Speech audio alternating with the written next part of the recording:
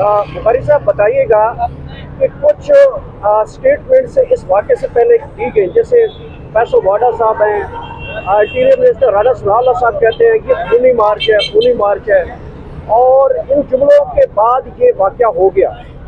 तो आप समझते हैं कि ये जो पहले जुमले इतने बड़े बोले गए और वो दावे टेबल पे हाथ मार मार कर टेबल तोड़ा करते थे, कहते हैं कि ये खूनी मार्च होगा, हमें सब पता है, और प्रेस कॉन्फ्रेंस ये कॉन्टेक्स्ट लीगल प्रोसीडिंग में आएंगे कि? बिल्कुल जी, लीगल प्रोसीडिंग में आएंगे। ये जो हमारा जितना प्रोसीजर होता है ये सारा के सारा क्रिमिनल प्रोसीजर के तहत होता है, जिसको CRPC कहते हैं, ज़ाब्ता है, जिसको आप फौजदारी कहते हैं आप। इसके साथ साथ पुलिस रूल्स होते हैं। जो इन्वेस्टिगेशन होती है वो ज़ाब्ता फौजदारी के तहत होती है, और इन्वेस्टिगेशन के अंदर एक एक पहलू का नजरअंदाज नहीं किया जाता, सबको अंदर रखा जाता है। तो मीनिंग का जो भी स्टेटमेंट दे रहा है, सही दे रहा है, गलत दे रहा है, किसी ने वैसे कह दी, व्हाट्सएवर, उसका बयान रिकॉर्ड होगा, उसकी इन्वेस्टिगेट होगा, उसकी जियो फेंसिंग होगी, और उसके बाद पता चलेगा कि क्या हुआ।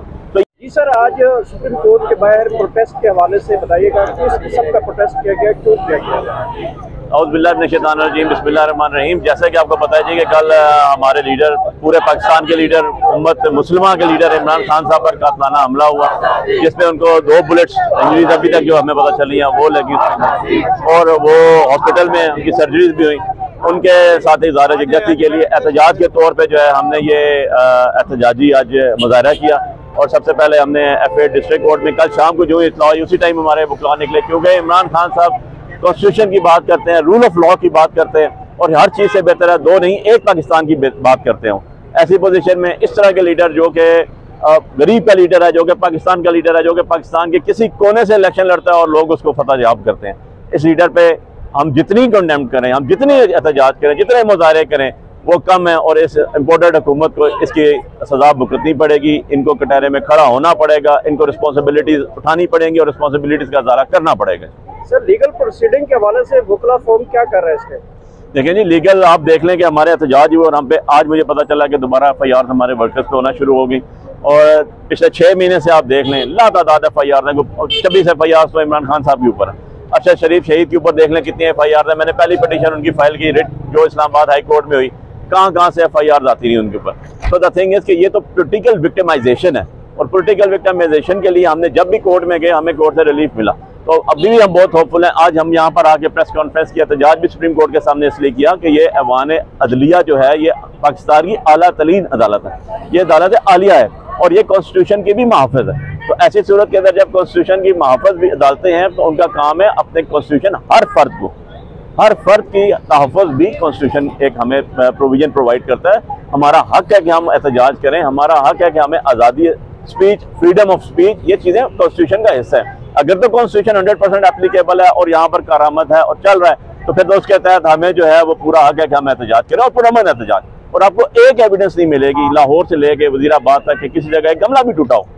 तो ऐसे हालात के अंदर जब इस तरह के वाक़यात होंगे तो उसके अंदर एहतजाज तो हर पाकिस्तानी का हक है। एहतजाज के भी तरीक़ाकार होते हैं, कोई दिल में रोता है, कोई आंसुओं से रोता है, कोई सड़कों पे आता है। ये पाकिस्तान के अंदर पहली दफ़ा नहीं हुआ। हमारे मकबूल तरीन लीडर्स को वन आफ्टर अनदर सस्तों से हटाया गया।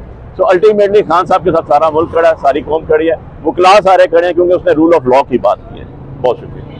बुखारी साहब बताइएगा कि कुछ स्टेटमेंट्स इस वाक़े से पहले दी गई, जैसे फैसल वाडा साहब हैं, इंटीरियर मिनिस्टर राणा सनाउल्लाह साहब कहते हैं कि खूनी मार्च है, और इन जुमलों के बाद ये वाक़या हो गया।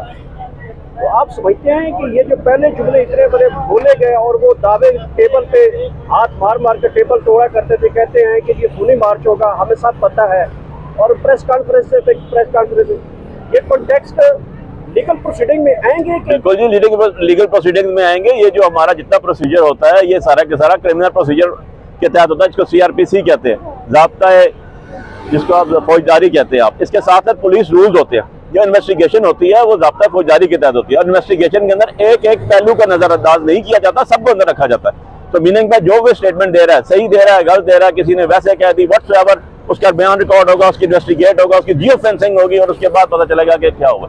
तो ये सारे के सारा पार्ट ऑफ इन्वेस्टिगेशन है, इसीलिए इन्वेस्टिगेशन का पूरा चैप्टर अलग रखा जाता है। और वो IO जो होता है आपका इन्वेस्टिगेशन ऑफिसर जो होता है, इसके अंदर तो खैर JIT अभी देखना आगे क्या बनता है, क्योंकि credibility of the investigation officer is also under the question as well. तो वो भी एक बड़ा इंपॉर्टेंट चीज होती है कि आपका इन्वेस्टिगेशन ऑफिसर क्रेडिबल कितना है, ऑनेस्ट कितना है, लाइक कितना है, ये सारी चीज़ें देखनी पड़ती हैं। Thank you.